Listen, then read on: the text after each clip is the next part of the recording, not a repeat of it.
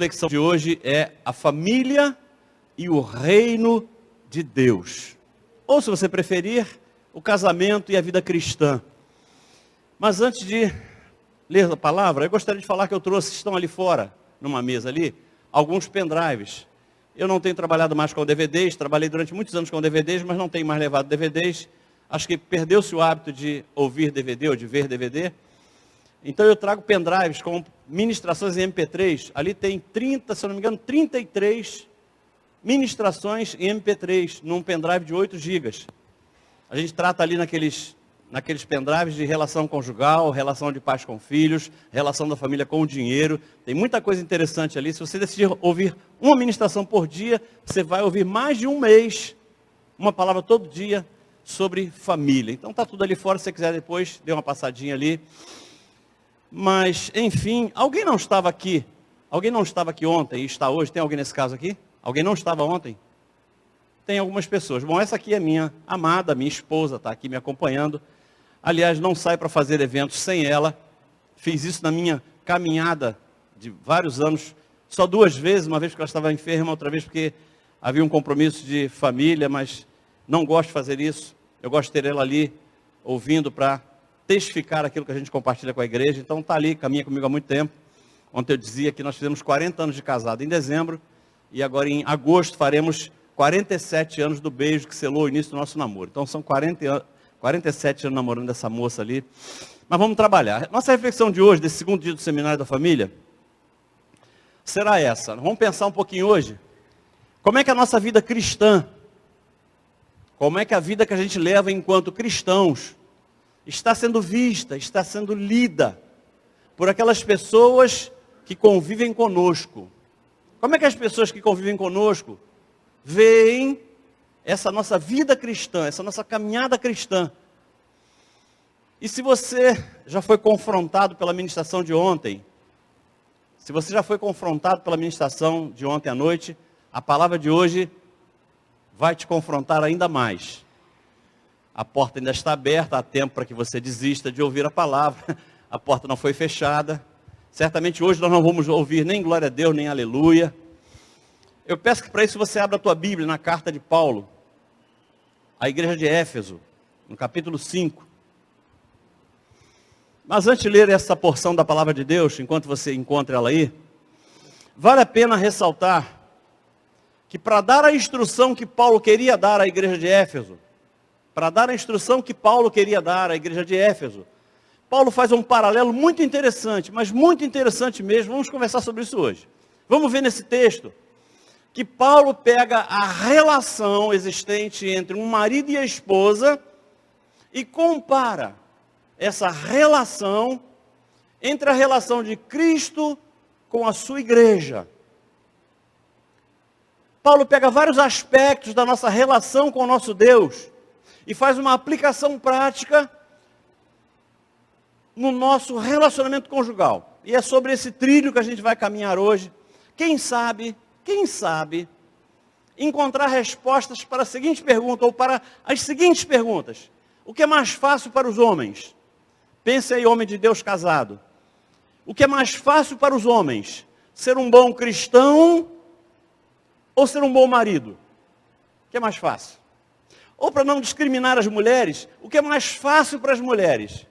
Ser uma boa cristã ou ser uma boa esposa?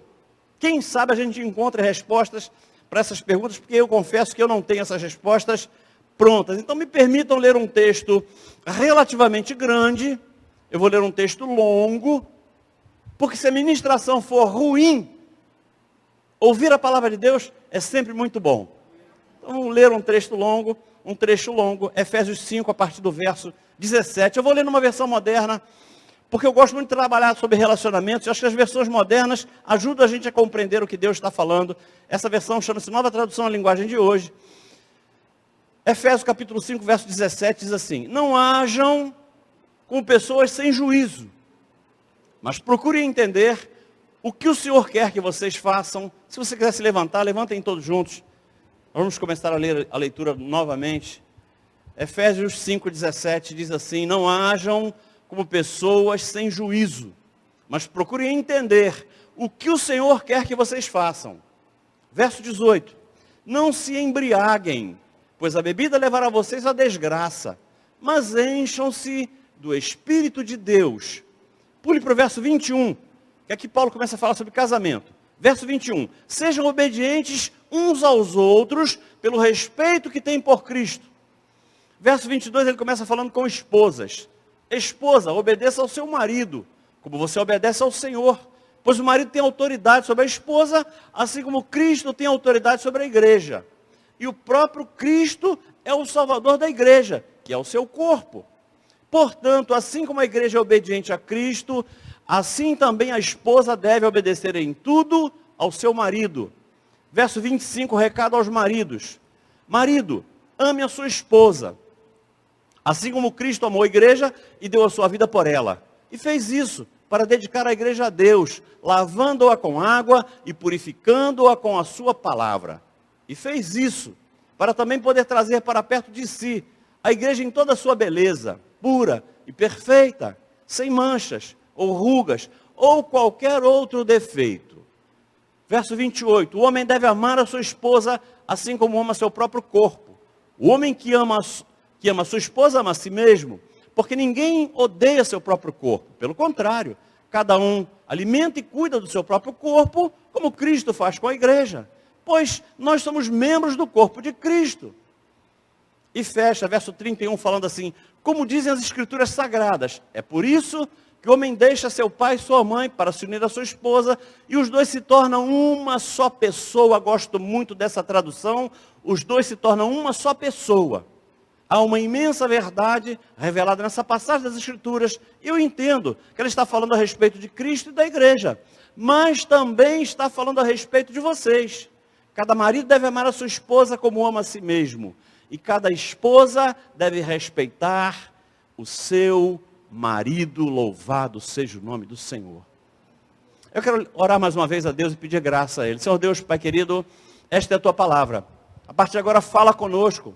Ministra aos nossos corações, tira desses trechos, desses versos da Tua palavra, aquilo que o Senhor quer que a gente entenda na noite de hoje, porque todos nós queremos ouvir a Tua voz e não a do pregador. Eu quero que todos saiam daqui hoje com a certeza absoluta de que o próprio Deus falou com cada um de nós. Assim eu oro, em nome do Teu Filho amado Jesus. Amém? Podem se assentar. Mas eu entendo que não dá para investir na edificação da nossa família. Não dá para buscar ter uma família estruturada, sem que antes a gente busque investir no nosso relacionamento conjugal. Ouso afirmar que é impossível a um casal que tem uma relação muito conflituosa, é impossível esse casal constituir uma família estruturada, uma família funcional. Porque a única maneira de ter sucesso na edificação das nossas famílias é estarmos com o nosso casamento firmado na rocha que é Cristo. A família é a célula máter da sociedade, mas o casal é a espinha dorsal de qualquer família. Por isso hoje eu quero levar a igreja a refletir sobre uma verdade que muitos ainda não entendem. Estão na igreja, congregam, ouvem a palavra, mas não entendem isso. A de que a nossa vida cristã e a nossa vida familiar merecem a mesma atenção, merecem o mesmo cuidado. Não dá para cuidar só da vida cristã, assim como não dá para cuidar somente da vida familiar. Nós temos que cuidar das duas com o mesmo zelo, com o mesmo cuidado, com a mesma atenção, com a mesma dedicação. Porque eu entendo que a qualidade da nossa vida cristã depende da qualidade da nossa vida com Cristo. Pastor, isso é óbvio. Será? A qualidade da nossa vida cristã, ela depende da qualidade da nossa relação com Cristo. Assim como eu entendo que a qualidade da nossa vida conjugal depende da qualidade da nossa comunhão com o nosso cônjuge. Ouça o que eu vou afirmar. Para que uma família seja forte, é fundamental que o casal tenha uma relação muito bem resolvida. Para que uma família seja forte, é necessário que o casal viva uma relação onde haja amor, Para que uma família seja forte, é necessário que aquele casal viva uma relação onde haja comunhão, onde haja respeito, valor algum ao casamento. Para mim isso é incoerente. Como é que alguém que diz que preza a família despreza o casamento? Como é que alguém que diz que valoriza a família desvaloriza o casamento? Para mim isso é no mínimo incoerente. Assim como eu não entendo quando eu vejo algumas pessoas dizendo que vivem em comunhão com Deus.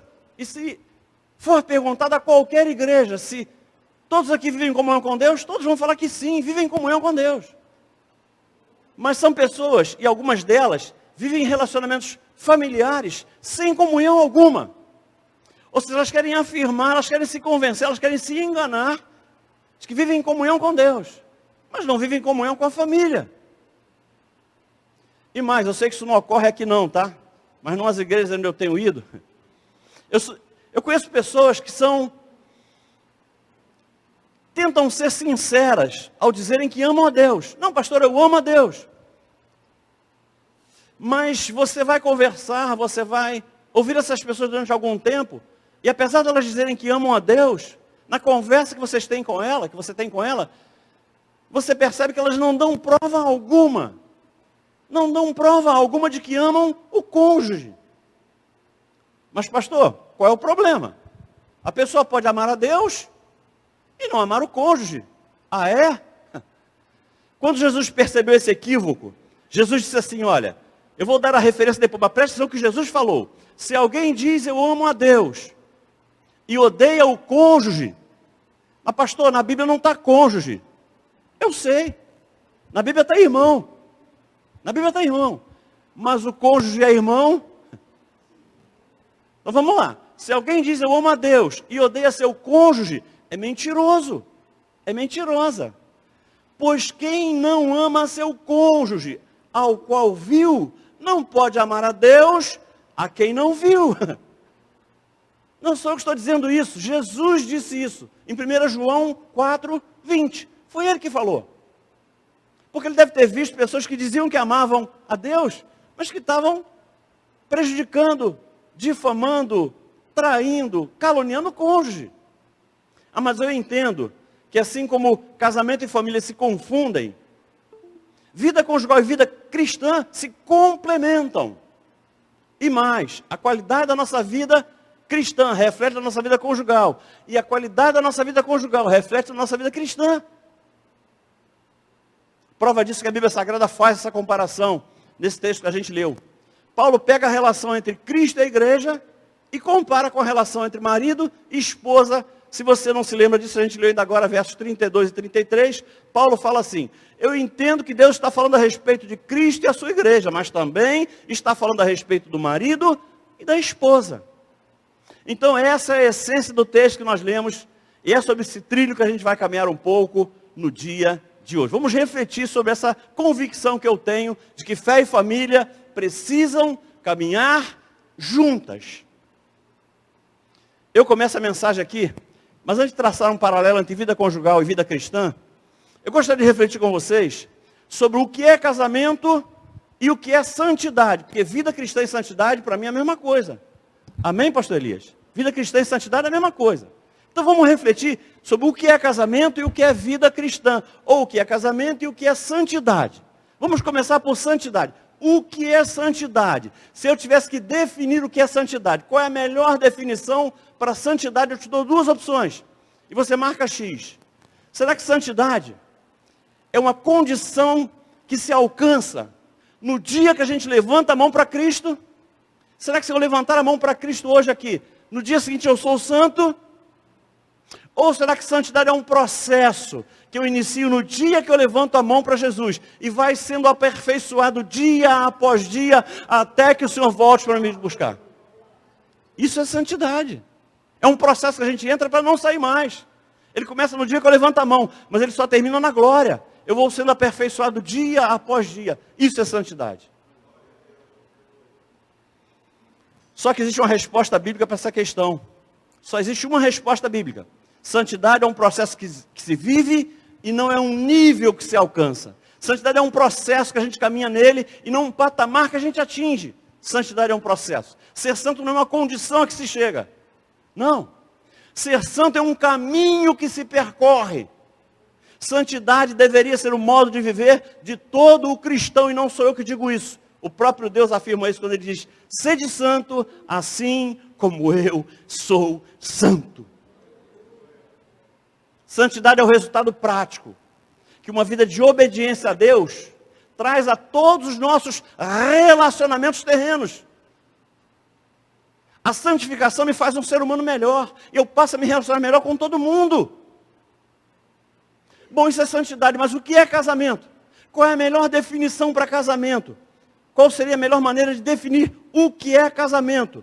Eu vou te dar duas e você marca X. Será que casamento é aquela linda cerimônia realizada por um sacerdote, onde o casal faz vários votos, na presença de convidados, parentes, amigos, aí depois comemora até altas horas? Será que é isso que é casamento? Ou será que casamento são os dias que nós vamos viver a partir dessa festa e que vai até que a morte separe? Por que eu estou perguntando isso? Porque eu trabalho com casamento, e quase sempre, quando um casal de noivos vai tratar do casamento, eles estão pensando muito mais na festa, que dura apenas algumas horas, do que nos 50 anos que eles vão viver juntos.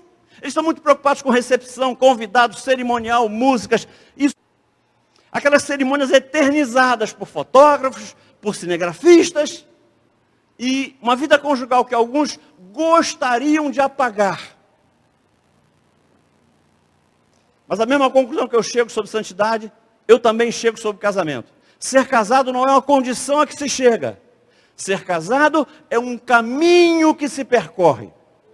Assim como eu quero que você entenda nessa introdução, que assim como santidade é um modo de viver, casamento também deveria ser visto por cada um de nós como sendo um modo de viver. Nós temos que viver nos santificando a cada dia, e viver nos casando a cada dia, nos santificando com o mesmo Deus, e nos casando com o mesmo cônjuge. Bom, a partir desse entendimento, eu gostaria de abordar alguns aspectos que identificam a vida conjugal com a vida cristã. Algumas semelhanças entre viver se casando a cada dia e viver se santificando a cada dia. E a primeira semelhança, marca aí se você vai marcar, marca aí. A primeira semelhança tem a ver com como viver a vida de casado e como viver a vida cristã. Como é que a gente deve viver a vida de casado e como deve viver a vida cristã? Bom, e algo que me chama a atenção é que tanto num relacionamento como no outro, tanto na relação com Deus, quanto na relação com o cônjuge, a pessoa pode ser, mas não estar vivendo como tal. Pastor, não entendi. A pessoa pode ser casada com Deus, casou com Cristo, mas não está vivendo como alguém que se casou com Cristo. Assim como a pessoa pode estar casada, casou com o cônjuge, mas não está vivendo como uma pessoa que parece que se casou. Assim como alguém pode ser cristão e não está vivendo como tal. Alguém pode ser casado e não está vivendo como tal. Bom, como é que isso acontece na vida cristã? Eu sei que aqui não tem isso, mas pense comigo. Alguém pode ser um cristão, mas está levando uma vida sem compromisso algum com Cristo. Isso é possível? Digam misericórdia. Porque não deveria. Mas a gente vê isso. Para entender isso, basta ver o verso 18 que a gente leu dessa carta. A igreja que congregava em Éfeso. Isso é uma carta, lembra? É uma carta dirigida a uma igreja. Está no verso 18 assim: não se embriaguem, pois a bebida levará vocês à desgraça, mas encham-se do Espírito de Deus. Por que Paulo faz essa comparação? Por quê? Porque no Antigo Testamento, o vinho era o símbolo maior da alegria. O símbolo da alegria no Antigo Testamento era o vinho. Mas ele fala assim: opa, não encham-se do vinho, mas encham-se do Espírito Santo de Deus. Porque nos nossos dias, o que simboliza a alegria é o Espírito Santo de Deus. E Paulo estava falando à igreja pós-Cristo. Lendo esse verso 18, eu posso conjecturar que naquela igreja de Éfeso, havia gente que congregava ali, mas a vida que essa pessoa levava não dava convicção a ninguém para afirmar se ela realmente uma pessoa cristã ou não, porque se embriagava com vinho toda hora. Pastor Ed René, um homem que eu ouço de vez em quando, simula um diálogo bastante interessante, que nos ajuda a entender isso. Por que isso ocorre? Ele faz uma comparação, pense comigo se não é mais ou menos assim. O pastor Ed fala algo interessante. Ele fala assim, era como, ou é como, se um acusador chegasse diante de Deus e fizesse a seguinte pergunta a Deus. Mas esse cenário, essa encenação. O acusador chegando diante de Deus e dizendo assim, Deus, aquele homem está lá no altar, com a camisa listradinha de vermelho e branco, aquele lá. Está vendo aquele lá? Aí Deus falava assim, estou vendo. Aquela pessoa lá embaixo é seu filho. E Deus abriria o livro da vida, procuraria lá pela letra, Abner, e diria assim, não, o nome dele está aqui. Eu encontrei o nome dele aqui. Ele é meu filho. E o acusador diria assim, mas Deus, eu tenho acompanhado a vida que ele tem levado, e ele não se parece com um filho seu, não. A vida que ele leva não é de um filho seu, não. E Deus concluiria com a autoridade que só um pai como ele poderia concluir. Deus dizia assim, mas peraí. Acusador, o que é que você me perguntou? Se ele era meu filho. E ele é meu filho. O comportamento dele pode não se parecer com o filho meu, mas eu tenho certeza que ele é meu filho. E um dia ele anda nos meus caminhos. Porque nós somos filhos. Gente, por que isso acontece? Porque a gente nasce como homem natural. E homem aqui não quer dizer homem nem mulher. O homem, ser humano. O homem natural. A gente nasce assim. Todo mundo nasce assim. Homem natural. É o estado que a gente nasce. E onde é que a gente tem que chegar? No status de cristão espiritual. Todos nós devemos caminhar do homem natural ao cristão espiritual. Essa é a nossa caminhada aqui na terra. Só que ao longo desse caminho, no meio desse caminho, nesse percurso, a gente passa por um estágio, que é o estágio do cristão carnal. Acontece com todo mundo. Faz parte do nosso processo de crescimento. A gente começa como homem espiritual, passa a ser cristão quando levanta a mão, mas ainda é cristão carnal, até que a gente chega a cristão espiritual. O processo que acontece é exatamente esse. E quem é o cristão carnal? Ah, pastor, cristão carnal é aquele que vive pecando. Não necessariamente. Porque a gente faz uma confusão muito grande do que é ser carnal. Um cristão carnal não é aquele que vive pecando todo dia, não. É aquela pessoa que já aceitou a Cristo, mas que ainda não tem a sua vida dirigida, governada, pautada no Espírito Santo de Deus. E não conseguiu fazer isso ainda. Ele já levantou a mão. Mas de vez em quando, o prazer dele não está em fazer as suas vontades. Ele não satisfaz as suas concupiscências às vezes. Ele satisfaz os seus desejos. Ele satisfaz as suas paixões. Ele não consegue ainda ter a sua vida governada completamente pelo Espírito Santo de Deus. Esse é o cristão carnal. É um processo pelo qual todos nós passamos. E se existam pessoas assim naqueles dias, isso acontece ainda hoje. Como é que isso se dá hoje? São pessoas que já reconheceram Jesus como Salvador, mas que ainda não conseguem viver uma vida em submissão à palavra de Deus. É possível isso, sim ou não? É claro que a gente está vendo isso toda hora. Bom, e como é que isso funciona no casamento? Porque na vida cristã é assim. E no casamento? Da mesma forma. No casamento alguém pode ser casado e da mesma forma está vivendo uma vida sem compromisso nenhum com o cônjuge. Mas deixa de ser casado por isso? Não, ele é casado. Ela é casada. Você conhece alguém que vive assim? Dê uma misericórdia aí. São pessoas que, apesar de casadas, não conseguem ver, não conseguem enxergar, não conseguem considerar o casamento como sua prioridade. São casais cuja relação está longe de ser aquela que a Bíblia recomenda. São pessoas que ocupam a posição de casados, mas ainda não assumiram a sua condição de casados. É aquela pessoa que está casada, mas a vida que ela leva não é reconhecida por ninguém como sendo vida de uma pessoa casada. São marido e esposa vivendo debaixo da aliança do casamento. Elas vivem debaixo da aliança do casamento, mas elas não conseguiram ainda viver como sendo uma só pessoa, que é a meta de todo casal. A Bíblia diz que depois que a gente se casa, tem que passar a viver como uma só pessoa, uma só carne. É assim que a Bíblia nos reconhece. Você conhece algum casal onde o marido não presta contas à esposa? A esposa não presta contas ao marido? O marido sai do trabalho às 5 da tarde. Aí ele vai chegar em casa às 10 da noite. Ele é incapaz de dar uma ligação para a esposa, dizer, eu me atrasei, aconteceu um imprevisto. E se ele chega em casa às 10 da noite, e a esposa cobra dele isso, o tempo fecha. O tempo fecha. No outro dia eu fui aconselhar um casal, ele falou assim, mas pastor, também pastor, a minha esposa vive pegando no meu pé. Minha esposa pega no meu pé. Eu falei, meu amado, ela está errada realmente. Aí, tá vendo? Tá vendo? Ela está errada. Porque se ela se casou contigo, ela não tinha que pegar só no pé não, tinha que pegar em tudo. Você não poderia fazer nada sem dar satisfação a ela, você casou com ela. O cara ficou brabo pra caramba.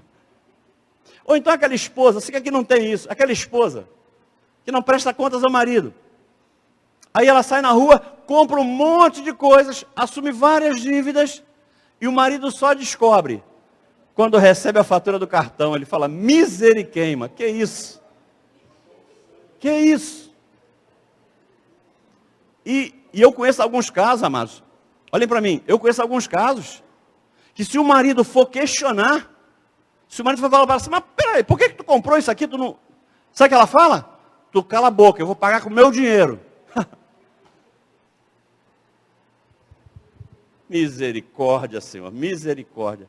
Mas essas pessoas deixam de ser casadas por isso? Não, continuam casadas. Se eu tivesse que resumir essa primeira semelhança, eu diria que ser cristão é viver uma vida de compromisso com Cristo. Assim como ser casado é viver uma vida de compromisso com o cônjuge. Posso ouvir um amém? Amém. Segunda semelhança entre vida cristã e vida conjugal. Tem a ver com o propósito. Qual é o propósito da vida cristã? E qual é o propósito da vida conjugal? Porque existe muita semelhança aqui também. Qual deve ser o propósito, tanto de uma quanto de outra? Bom, o propósito deve ser o de servir a pessoa com quem você se casou. O propósito do casamento tem que ser esse. Se eu casei com Cristo, vou passar a servir a Cristo. Se eu casei com a Jacira, vou passar a servir a ela. Esse tem que ser o propósito de um casamento. Como a gente reconhece se uma pessoa entendeu o propósito da vida cristã? É vendo se ela vive ou vendo se ela não vive para servir a Cristo. Porque se ela vive para servir a Cristo, ela entendeu o propósito da vida cristã. Se ela não vive para servir a Cristo, infelizmente ela não entendeu o propósito da vida cristã. Porque todos aqueles que reconhecem Cristo como Salvador, ouça, todos aqueles que fizeram de Cristo o seu Salvador, precisam fazer dele também o seu Senhor. Porque não quer ser seu Salvador, ele quer ser Senhor. Mas depois que nós recebemos Jesus como Salvador, temos que aceitar que nós passamos para servi-lo. Porque tem gente que já elegeu Jesus como Salvador, mas quer continuar sendo o Senhor da sua própria vida. Existem pessoas que estão na igreja, mas que ainda não entenderam isso. Tem pessoas que acham que depois que aceitaram a Jesus, passaram a pertencer ao corpo de Cristo. É Jesus que tem a obrigação de satisfazer todas as suas vontades. A pessoa acha que depois que passou a servir a Jesus, ele tem que satisfazer todos os seus desejos. Quem vê a forma como algumas dessas pessoas se dirigem a Cristo, acha que ele é servo e a pessoa que é o Senhor. Eu determino, eu exijo, pelo amor de Deus, que é isso? A pessoa se coloca na condição de Senhor e quer colocar Cristo na condição de servo. O homem sempre procurou deuses, em toda a história da humanidade, que em troca de alguns rituais, pudessem satisfazer, atender seus pedidos. Você vai em toda a história da humanidade, sempre foi assim. O homem sempre elegeu deuses, aqueles que pudessem fazer alguns rituais para conseguir o que ele queria. Só que com Jesus é diferente. Com Jesus é muito diferente. Somos nós que temos que fazer a vontade dele. E meu amado, a tua vontade pode ser boa. Mas Romanos 12, 2 diz que a vontade dele é boa, agradável e perfeita. Por isso nós temos que fazer a vontade dele, porque essa é melhor que a nossa. E mais, existe uma recompensa. Existe uma recompensa para todos aqueles que prometem servir a Cristo. Verso 27. E fez isso para poder trazer para perto de si a igreja em toda a sua beleza. Pura, perfeita, sem mancha, sem ruga, sem qualquer outro defeito. É isso que ele quer fazer com a gente. Posso ouvir um amém? Agora vamos ver como é que isso acontece no casamento. Qual deve ser o propósito do casamento? Amados, tem coisas que realmente me saltam aos olhos. Tem homens que olham para o verso 22, que fala assim: esposa, obedeça ao seu marido, assim como você obedece ao Senhor. Então ele mete o dedão. Está vendo aí? A Bíblia diz que tem que me obedecer. Mas eles se esquecem de olhar para o verso 25. E tem aqui um mistério. Apesar do verso 25 vir depois do verso 22, preste atenção nisso, marido. Apesar do verso 25 vir depois do verso 22, ele relata um comportamento que tem que vir antes. Só vai poder viver o que está no verso 22, aquele marido que fizer o que está no verso 25. Marido, ame a sua esposa, assim como Cristo amou a igreja e deu a sua vida por ela. Maridos que semeiam amor no coração das suas esposas, maridos que semeiam amor no coração das suas esposas, colhem respeito, colhem honra, colhem submissão. Porque se uma mulher se sente amada, como a igreja é amada por Cristo, ela não terá dificuldade alguma em se colocar do lado do seu marido para cumprir a missão que Deus deu a ele. Amados, às vezes nós somos procurados por casais, onde o marido vem reclamar da insubmissão da esposa. Mas pastor, a minha esposa é insubmissa. E na cabeça dele, nós vamos repreender a esposa. Coitado. Aí eu espero ele relatar tudo. Aí eu pergunto assim: mas minha irmã, ele te ama como Cristo ama a igreja? Aí ele já fica desconcertado, ele já fica meio... Eu falo: amigo, essa condição de ter uma esposa submissa tem muito a ver com o fato de você estar ou não cumprindo o que está no verso 25. Quer dizer, ele vem falando achando que eu vou repreender a esposa, e quando na verdade a maioria das vezes ele chama a atenção do marido. Porque eu duvido eu duvido que uma esposa, uma mulher amada como Cristo ama a igreja, vai ter alguma dificuldade de se colocar do lado do marido em qualquer missão que Deus der a ele. Ela vai ser submissa nunca. Ouça o que dizia a lei. A lei. O que a lei dizia aos homens recém-casados? Eu vou dar a referência depois, mas preste atenção. Olha o que falava a lei. Se um homem tiver casado recentemente, não será enviado à guerra, nem assumirá nenhum compromisso público. A lei dizia isso. O homem casou, não ia para a guerra e não assumia compromisso público. Por quê? A continuação do verso explica: durante 1 ano estará livre para ficar em casa e fazer feliz a mulher com quem se casou. Olha que lindo, o marido casava, ficava 1 ano sem fazer nada. Para quê?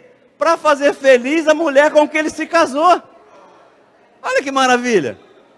Olha só que maravilha.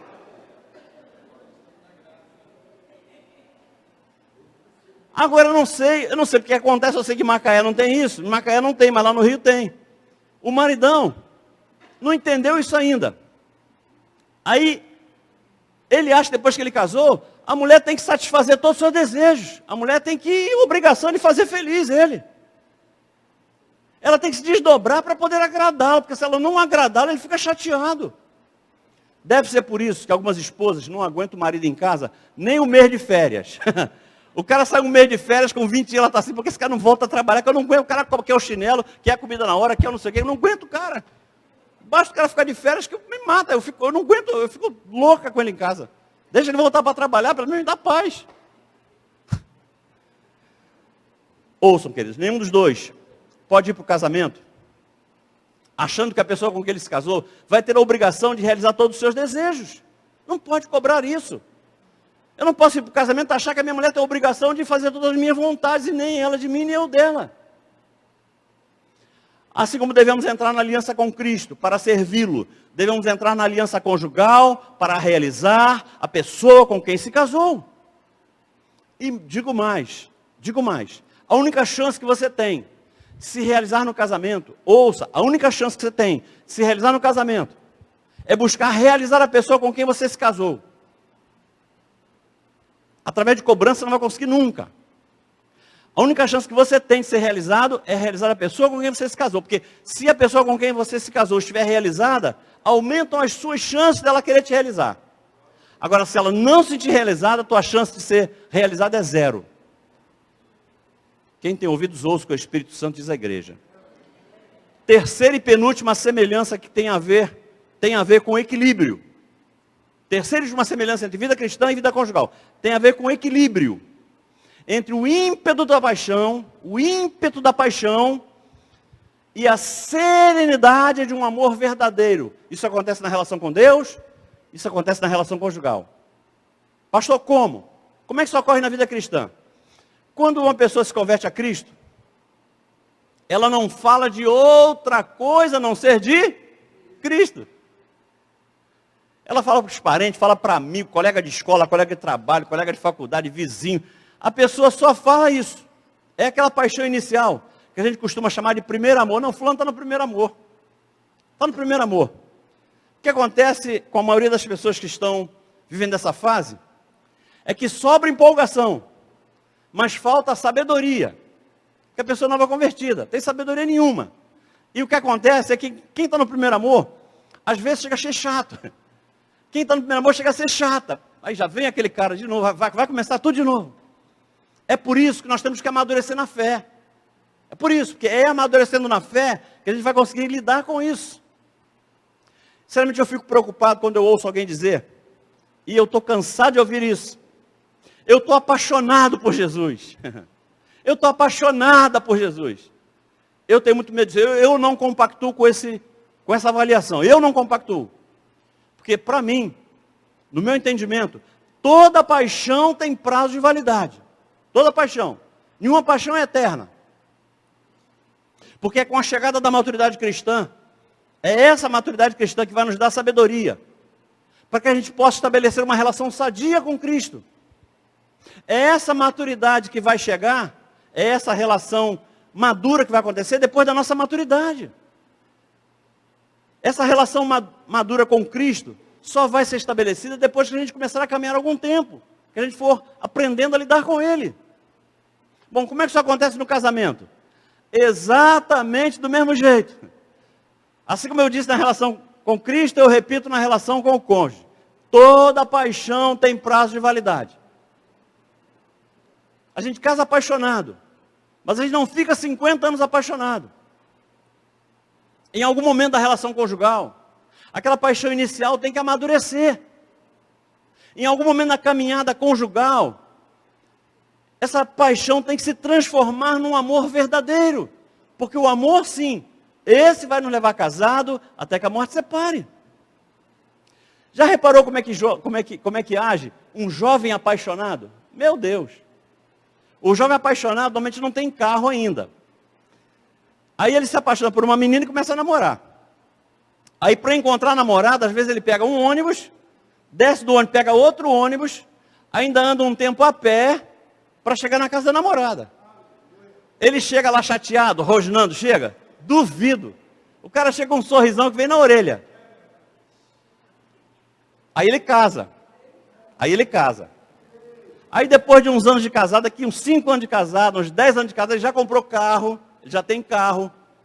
Aí a mulher dele fala com ele assim, meu bem, dá para dar um pulinho ali no mercado ali para comprar um negócio? O cara só falta rosnar. O cara fica indignado, o cara queria maior caso.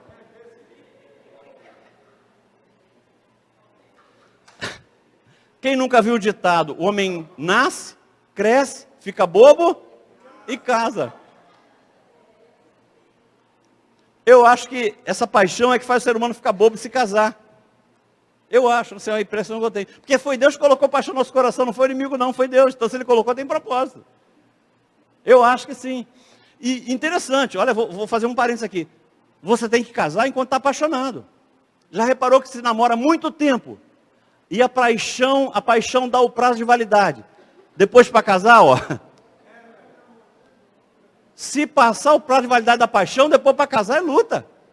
É luta. Ouça, a paixão pode até levar alguém a se casar, mas jamais manterá uma pessoa casada até que a morte separe. Porque a paixão um dia acaba, mas Coríntios 13:8 diz que o amor jamais acaba. E deixa eu fazer um parênteses, tem um detalhe interessante. Se na caminhada cristã, ouça, olha que paralelo interessante, se na caminhada cristã, o que mais nos atrapalha são os defeitos do irmão. Meu Deus, como é que atrapalha a nossa caminhada cristã? O defeito do irmão. Você conhece alguém que saiu da igreja por causa do irmão? Meu Deus. Se aborreceu com o irmão e saiu da igreja. Na vida conjugal, o que mais nos atrapalha são os defeitos do nosso cônjuge. Estou cansado de ver esse gabinete. Mas pastor, não aguento isso. E aí relaciona um monte de defeito. Porque o ser humano é terrível. Já reparou quando a gente está apaixonado? Quando a gente está apaixonado, a gente não vê defeito. Quem está apaixonado só vê virtude. É interessante, não consegue ver um defeito. Ele foi na casa da sogra, no domingo, depois do almoço, e dormiu, roncou. Mas para a noiva, para a namorada, aquilo é sinfonia. O camarada tira o tênis, ninguém aguenta, para ela aquilo é perfume francês. Não, porque ela está apaixonada. Mas eu não sei o que acontece. É que quando a paixão acaba, essa pessoa não consegue mais encontrar nenhuma virtude no cônjuge. Depois que a paixão passa, a pessoa só vê defeito. E aí tem trocentos defeitos para contar. Só que eu vim aqui para te dar uma receita. Quem ama de verdade, ouça, quem ama de verdade, consegue ver virtudes e defeitos, mas não se contamina com isso. Quem ama de verdade sabe que o outro tem defeitos também, assim como ele tem. Mas isso não atrapalha a relação, isso não rouba a qualidade da relação. Amados, quem procurar defeito no cônjuge, vai encontrar. Quem procurar defeito no cônjuge, vai achar. Só que tem um detalhe, não se constrói uma relação saudável em cima dos defeitos do outro. É impossível. Só se constrói uma relação sadia se eu focar a minha vida, o meu olhar, nas virtudes e não nos defeitos. Você sabe de quem é esse comportamento? Pensa bem, você sabe de quem é esse comportamento que vive procurando os nossos defeitos? Sabe quem é o especialista? Sabe quem é o especialista em apontar os nossos erros? Sabe quem é? É ele mesmo. Esse é um comportamento próprio do inimigo. Meu amado e minha amada, assim como não existe igreja perfeita, não existe cônjuge perfeito. Perfeito só Deus. Eu fecho aqui, já são 9h30, quarta e última semelhança entre vida conjugal e vida cristã. Eu quero falar um pouquinho sobre encontrar o equilíbrio entre viver pela misericórdia e viver em integridade. Pastor, não entendi. Amados, tanto na relação com Deus, como na relação conjugal, nós não podemos nos iludir, achando que a gente consegue viver a vida toda pela misericórdia. Ninguém consegue viver a vida toda pela misericórdia, nem no casamento e nem na relação com Deus. Não dá, não tem como. Tanto no relacionamento com Deus, quanto na relação conjugal, nós temos que buscar viver sempre que possível em integridade. Mesmo que a gente saiba que às vezes a gente não vai conseguir, às vezes não vai ser possível. Nós não seremos bem-sucedidos sempre, mas o nosso desejo tem que ser esse. Eu vou buscar uma vida de integridade, tanto na relação com Deus, quanto na relação conjugal. Eu tenho que buscar ser íntegro. Vamos entender primeiro como é que isso ocorre na relação com Deus. É bem verdade que o nosso Deus estará sempre, a palavra que diz, sempre, disposto a exercer misericórdia sobre as nossas vidas. Posso ouvir um amém? Deus estará sempre disposto a exercer misericórdia. A própria palavra diz isso. Não sou eu que digo isso, ela diz que não fosse as misericórdias do Senhor, nós já teríamos sido consumidos. Mas o que é que eu quero que você entenda? O que é importante entender aqui? Nós não podemos pecar voluntariamente, não podemos pecar conscientemente, e depois queremos contar com as misericórdias do Senhor. A gente peca voluntariamente, depois diz assim, não, mas Deus entende. A gente peca conscientemente e fala assim, não, mas Deus me entende. Amados, ouça o que eu vou dizer. Eu não posso pecar conscientemente e achar que Deus não levará isso em conta. Eu não posso pecar conscientemente, voluntariamente, e achar que os meus erros não vão me causar algum prejuízo, porque vão. Deus derramará das suas infinitas misericórdias, sempre que for necessário. Mas isso não pode servir de desculpa para que a gente viva de qualquer maneira. Cabe a cada um de nós viver uma vida íntegra diante de Deus. Posso ouvir um amém? Bom, como é que isso afeta a nossa relação conjugal? Porque tem tudo a ver. Como é que isso afeta a nossa relação conjugal? É quando um dos dois cônjuges acha que porque o cônjuge é servo de Deus, porque o marido é servo de Deus, a esposa é servo de Deus, então essa pessoa vai agir em todas as situações como Deus agiria. Coitado, coitado. Deus é Deus, nós somos humanos, falíveis, limitados, incompletos. Como é que a minha esposa é serva de Deus e eu vou achar que ela vai agir sempre como Deus agiria? Como é que eu sou servo de Deus e minha esposa vai achar que eu sempre vou agir como Deus agiria? Não vai. Meu amado e minha amada, se eu te perguntasse, teu cônjuge tem obrigação de perdoar todos os teus erros? Acho que você não ouviu. Se eu perguntasse a você, teu cônjuge tem obrigação de perdoar todos os teus erros, sim ou não? Sim ou não? Sim ou não? Sim. Sim. Mas o que eu quero que você entenda, isso não te dá o direito, não dá o direito nem a marido nem a esposa, de viver uma vida conjugal de qualquer maneira, de forma relaxada. Não é porque ele é obrigado a me perdoar que eu vou viver de qualquer maneira. Porque aquele que não se esforçar, ouça, aquele que não se esforçar para viver uma vida íntegra, estará desonrando o cônjuge. Aquele que não buscar viver uma vida íntegra, vai estar desrespeitando o casamento.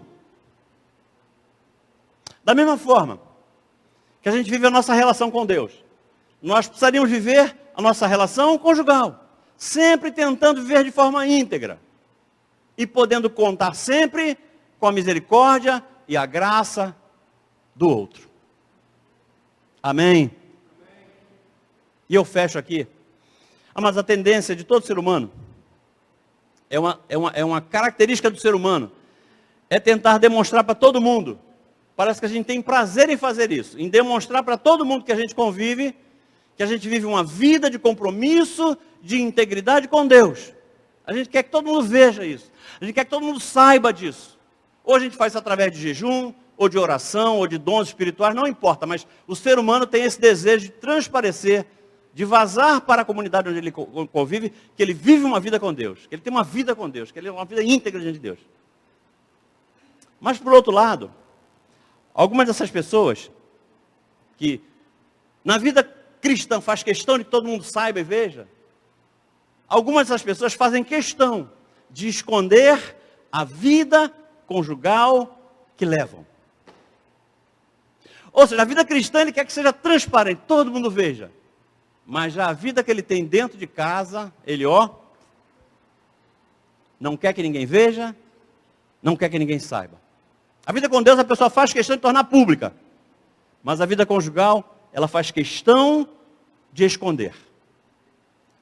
E todos nós conhecemos um grupo de pessoas que nos tempos de Jesus fazia exatamente isso.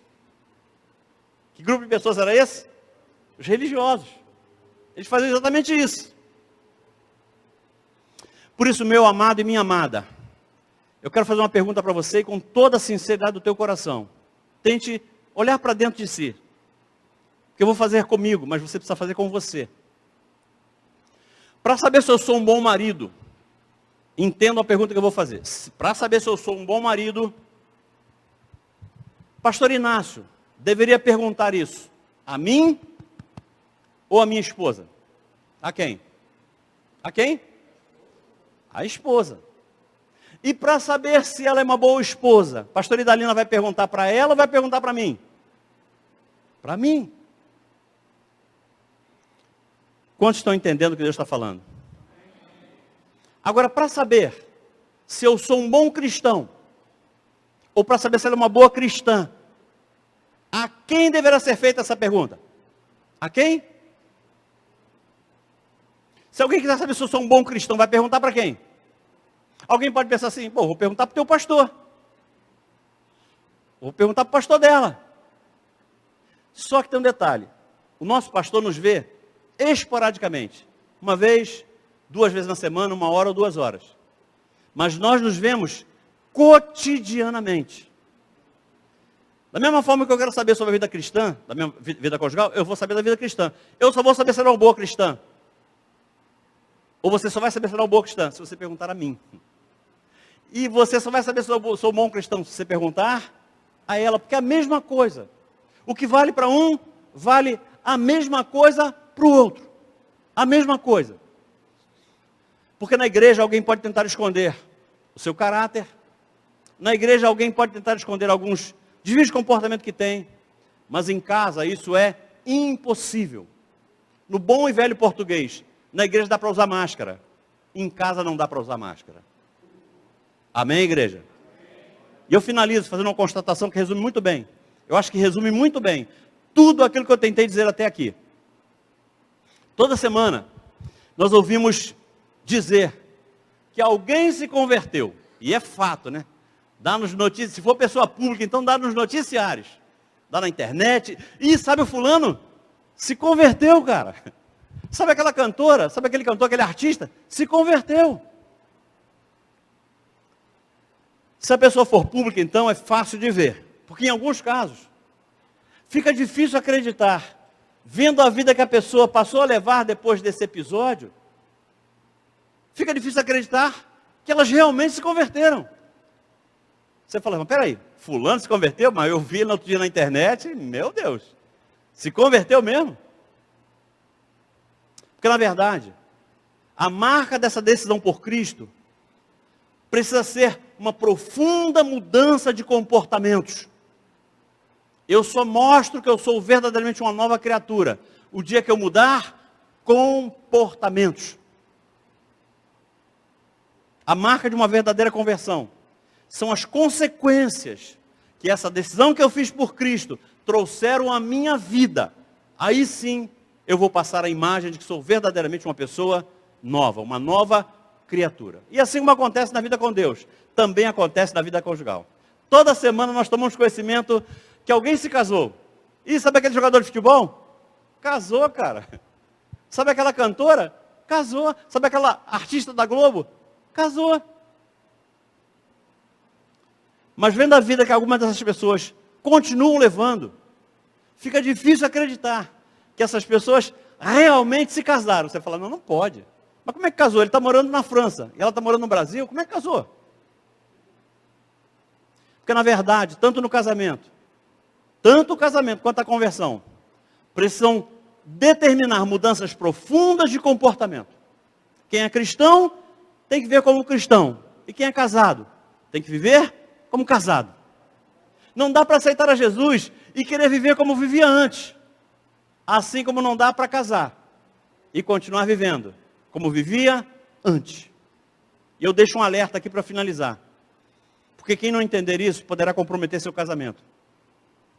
Apesar de Deus estar sempre disposto, sempre pronto para derramar infinitas misericórdias sobre a nossa vida, no casamento não é bem assim. Porque como seres humanos, como seres imperfeitos, a gente sabe que no casamento nós não podemos contar com as infinitas misericórdias do cônjuge, porque as misericórdias do cônjuge não são infinitas, infinitas são as de Deus.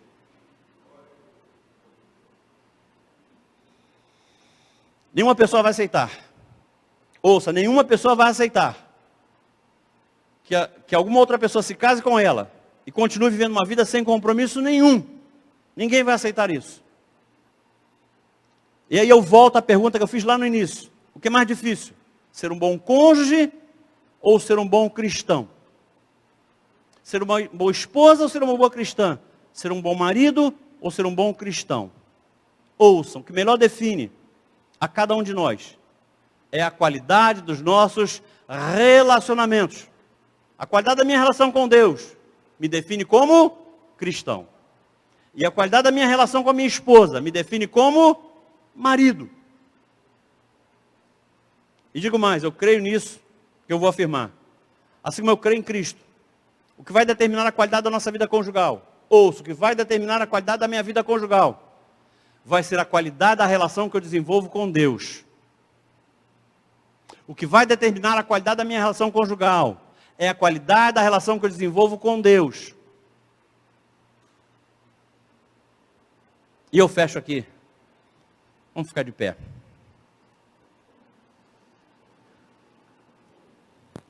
Quando nós somos procurados por casais, que dizem assim, pastor, meu marido foi embora, minha mulher foi embora. Me ajuda em oração. Eu quero que ele volte. Eu quero que ela volte. Nós temos dito o seguinte. Por que ele foi embora? Ah, pastor, tem mulher na rua. Ele bebe. Me batia. Mas você quer que ele volte? Ah, pastor, eu amo. Mas ela foi embora porque não, pastor, ela arrumou outro. E foi embora com outro. Mas você quer que ela volte? Quero, pastor, eu amo. Nós temos sido muito radicais na instrução que nós temos dado. Você está disposto a fazer um propósito pelo teu casamento? Tô. Não ore para que ela volte, não. Não ore para que ele volte, não. E eles abrem um olhão desse tamanho, mas pastor, o senhor não é a favor da família, do casamento? Que é isso? E nós temos dito o seguinte, se ele voltar, ou se ela voltar, você sabe exatamente a qualidade de vida que você vai levar. É a que você levava. Era boa? Pastor, era horrível. Pois então, é essa a vida que você vai ver. Pastor, o que é que eu faço? Então vamos fazer o seguinte. Está disposto a fazer um propósito? Pastor, o que for necessário, eu faço tudo que tiver ao meu alcance. Junte tuas forças, junte a tua fé. E comece a clamar, comece a interceder, comece a lutar. Comece a colocar esse cônjuge que se afastou de Deus e passou a fazer coisas que atrapalham o teu casamento. Coloca essa pessoa diante de Deus. Comece a interceder em favor dele ou dela. Ore para que Deus a alcance, para que Deus o alcance, para que essa pessoa consiga restaurar a sua relação com Deus. Porque a hora que essa pessoa que foi embora, do jeito que foi, restaurar a relação dela com Deus, a hora que ele for um verdadeiro cristão, a hora que ela for uma verdadeira cristã, o teu casamento encaixa. Teu casamento volta a ser, ou virá a ser, aquele com o qual você sonhou a vida toda. Então faça um propósito, não para que ele volte. Faça um propósito, para que ele se acerte com Deus, para que ela se acerte com Deus, para que Deus o alcance. E aí você vai ter o casamento com o qual você sonhou toda a tua vida. Eu volto a insistir, vida cristã e vida conjugal são como dois trilhos que sustentam a locomotiva da nossa família. Se um desses trilhos se desalinhar, é acidente na certa. Ouça o que eu vou dizer, grave isso. A origem de quase toda a crise conjugal. Eu vou repetir, a origem de quase toda a crise conjugal reside no fato de que pessoas têm uma baixíssima qualidade na sua vida com Deus. Quase toda a crise conjugal está na baixa qualidade da vida de santidade que um dos dois leva. Porque ninguém desonra uma aliança conjugal sem que antes já não tenha desonrado a aliança com Deus. Ninguém quebra uma aliança conjugal sem que antes já não tenha quebrado a sua relação com Deus.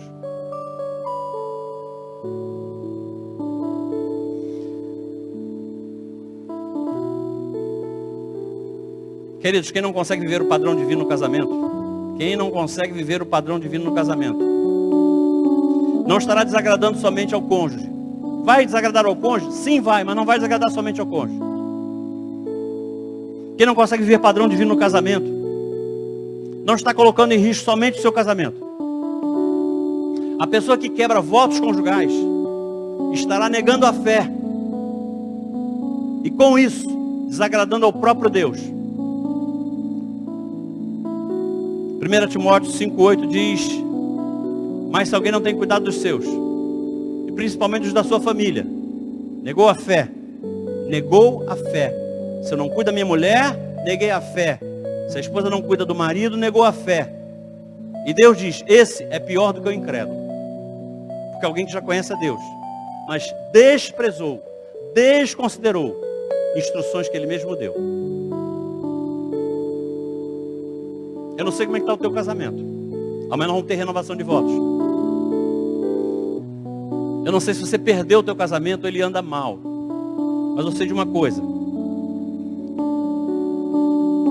Toda vez que alguém se convence de que deve mudar comportamentos e passa a partir daí buscar essas novas atitudes, as chances de restaurar aquilo que pode estar falido à vista do mundo pode ser revertido.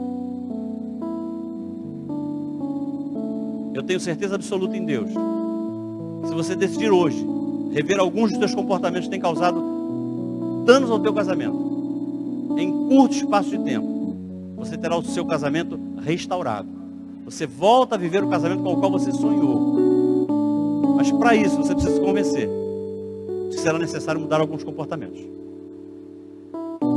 Continuar fazendo tudo como sempre fez, esperando que um dia as coisas mudem, é no mínimo, incoerente, no mínimo insensato.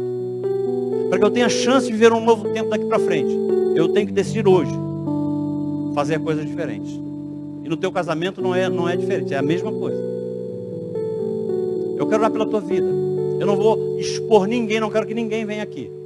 Você vai colocar a tua dificuldade conjugal diante de Deus.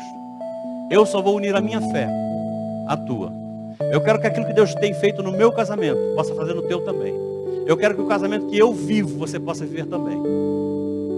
Inclina a tua cabeça e começa a falar com Deus e colocando a tua causa diante dele. E eu vou te ajudar em oração. E Deus manda eu te dizer que se você quiser, em particular, conversar com a gente, nós nos colocamos à disposição de vocês. Pode ser que não seja nem aqui.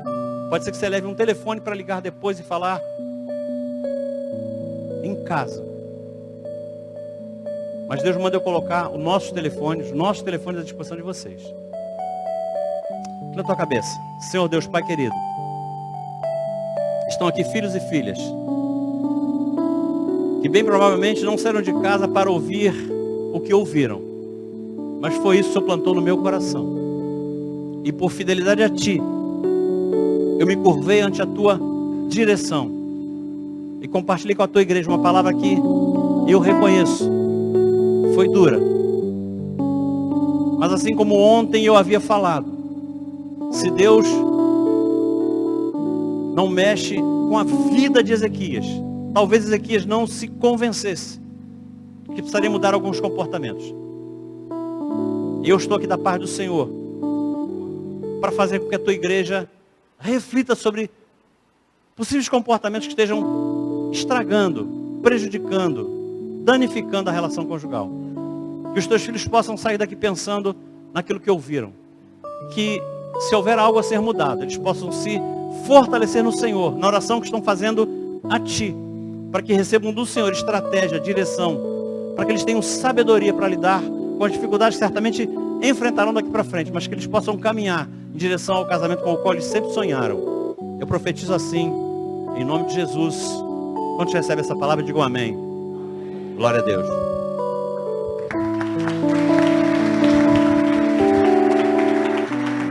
Glória a Deus. Com certeza Deus falou tremendamente aqui.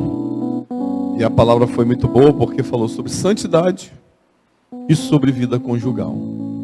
Então Deus falou que Deus está cobrando de nós mais santidade e mais que a gente seja sacerdote no lar.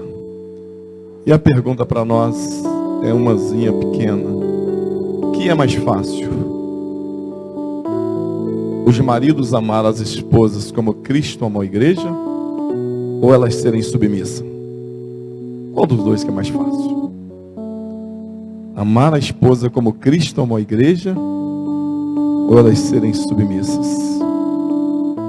Amar a Cristo, amar a esposa como Cristo amou a igreja, morrer por ela, se entregar por ela, levar bofetada por ela, sair sangrando por ela, sentir dor por ela. E eu tenho certeza que a pergunta, apesar de chocar um pouco as mulheres, mas é fácil de responder. É impossível Uma esposa que tem um marido que a ama como Cristo amou a igreja, ela tem qualquer dificuldade de ser submissa.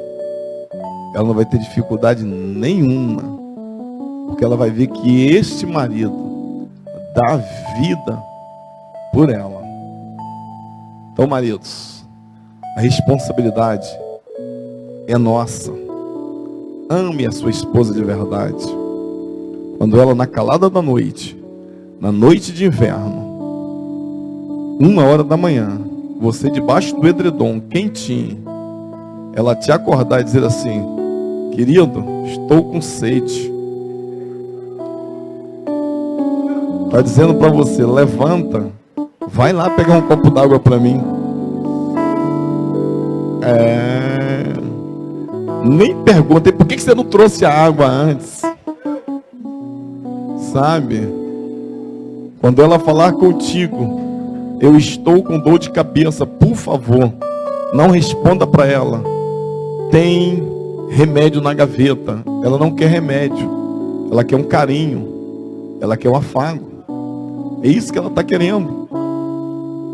Então, maridão, ame as suas esposas, ame. Para que esse negócio de vai sair, tem que ser do meu jeito. Deixa elas escolherem. Lá em casa é o seguinte, já falei para ela aqui em casa, ó: se você quiser botar o fogão na sala e o sofá na cozinha, fica à vontade contigo mesmo. Amém. Se deixar um cantinho ali para mim deitar e dormir, tá ótimo demais, tá bom. Quero você do meu lado. Eu quero você do meu lado. Tem umas palavras que baiano fala que é meio esquisita, mas elas são verdadeiras. Os baianos falam assim: menino, para de relar em mim. Os baianos, aqui tem bastante baiano, com certeza já ouviu esse negócio: para de relar em mim. E eu aprendi essa semana isso. A origem da palavra relacionamento é relar. Você tem que estar relando com sua mulher, do lado um do outro. Rela nela. Rela nela toda hora. É relacionamento. Tem que relar, tem que estar do lado. Tem que estar colado. A minha eu não largo. Estou de olho, estou todo, ó. Vigiando, tomando conta. Quero relar com ela todo tempo. Relacionamento. Eu fui de uma igreja aqui que depois de um ano que eu estava lá, eu descobria que o cara que sentava lá na esquerda era o esposo da que sentava lá na direita, lá longe. Eu falei: Jesus, vocês são marido e mulher? O que é isso, meu Deus? Cadê vocês um do lado do outro? Tem que andar junto, gente. Agora, quando não está junto, é porque está brigando a vida inteira em casa. Então tem que ter esse relacionamento conjugal. Rela o suficiente para ficar até vermelha a cara, mas relar com ela. Tem que estar do lado. Hoje eu estava falando do pastor Abner lá em casa: eita, já que o Espírito Santo tem ciúme de mim, eu me vejo no direito de ter ciúme da minha esposa. Tem diz que esse negócio de ciúme é do maligno, rapaz, só se for o doentio. Faz um ciúmezinho para cuidar dela. Você está onde? Você está falando com esse cara aí? Quem é que está falando no telefone contigo? Escutei que a voz é grossa, eu quero saber quem é que está com ela no telefone, é claro. Está falando com quem aí? Teu pai já morreu. Com quem você está falando aí? Rapaz, eu vou dar uma olhada, amigo. Tem que ser assim, gente. Ela tem que entender. Eu digo que Deus se antecipa com algumas coisas. Quando eu me apaixonei por ela, no namoro, eu vivia escrevendo o nome dela na minha mão. E antes do pastor Abner falar de paixão, eu tinha escrevido aqui: Idalina, te amo. Eu olhei para ela: ainda sou apaixonado por você. Eu tinha acabado de escrever ali: Idalina, te amo. E realmente a amo mesmo. Acordo de madrugada e falo: Deus, que mulherão que tu me deu. Que chique. Eu falei: é muita areia pro meu caminhão, mas eu dou 2, 3, 4 viagens, viagem que for necessária. Quero estar do ladinho dela o tempo inteiro. Seja assim com a sua esposa. Ame a sua esposa. Fale isso para ela, declare para ela isso. Tem uns maridos que é desse jeito. Não fala mais que a ama.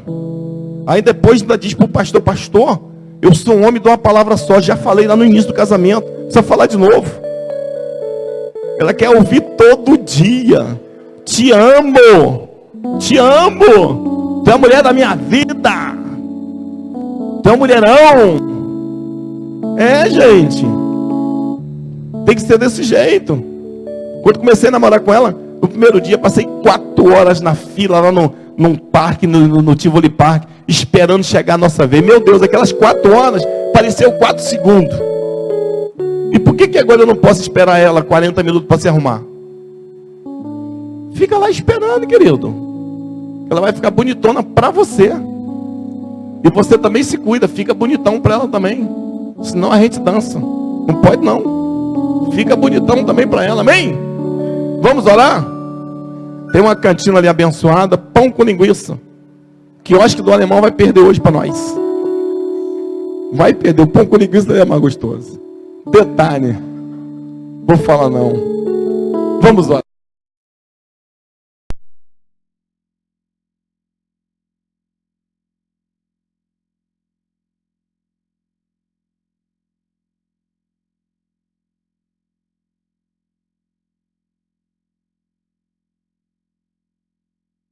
Também, pelo menos até meio-dia, para a gente ter aqui. Deus já tem falado tremendamente tanto hoje, ontem quanto hoje aqui com a gente, tenho certeza. E a gente quer terminar amanhã a metade, que tem amanhã e quarta ainda. A gente quer terminar aqui com chave de ouro, Deus falando tremendamente para nós aqui neste lugar, amém? Então, se você puder fazer um jejum amanhã, faça um jejum. Se você puder vir à oração da madrugada para a gente estar aqui orando, pedindo para que Deus venha operar poderosamente. Amanhã eu vou estar aqui na oração da madrugada. Logo em seguida eu vou estar indo ao Rio buscar o pastor Josué. E vocês estejam aqui orando para que a gente possa ir e voltar em paz. E ele chegar aqui cheio da unção do Senhor. Amém? Divulgue. E fala para o pessoal literalmente para vir aqui por causa do Senhor. Não venha só por causa do pastor Josué não, senão você pode sair daqui decepcionado. Venha por causa do Senhor. Querido Deus e Pai, mais uma vez aqui na tua presença. Somos gratos a Ti pelo Teu amor, Tua bondade, Tua misericórdia para conosco, ó Pai. Obrigado, Pai, por esta palavra nesta noite, Pai. Senhor, que paralelo, que comparação maravilhosa que foi feita aqui nessa noite.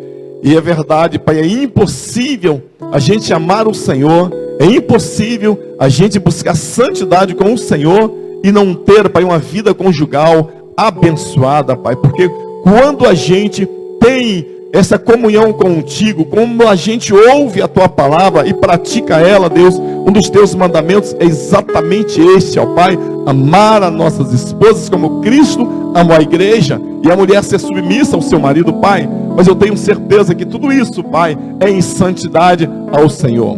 Pai, eu te agradeço pela vida do pastor Abner, que o Senhor usou ele poderosamente nesta noite. Deus, te peço agora, Pai, que o Senhor abençoe cada casal aqui nesta noite, cada família, Pai. Te peço, leva-nos em paz, dá uma noite abençoada, um sono reparador e tranquilo, ó Pai, que a gente possa estar aqui amanhã, às 5 da manhã, orando mais uma vez, ó Pai, que possamos estar aqui amanhã também às 19h30 para mais uma palestra, mais uma palavra sobre família, estar aqui, Pai, com desejo, com alegria, de olhar para as nossas esposas e fazer essa renovação das alianças, e dizendo, valeu a pena estar aqui com você, minha esposa, por isso eu quero continuar contigo, até que a morte nos separa. Por isso eu oro, eu abençoo a tua igreja, leva-nos em paz, ó Pai, eu oro te pedindo que seja assim, em nome de Jesus, amém. O céu não está em crise, Deus está no controle, eu creio em milagre, tudo posso naquele que me fortalece, Jesus, Jesus, Jesus. Que o amor de Deus nosso Pai e as doces consolações do Espírito Santo esteja na vida de todos que amam e aguardam a vinda bendita do nosso Senhor e Salvador Jesus Cristo, e todo o povo de Deus diga amém, aplauda o Senhor, que Deus os abençoe.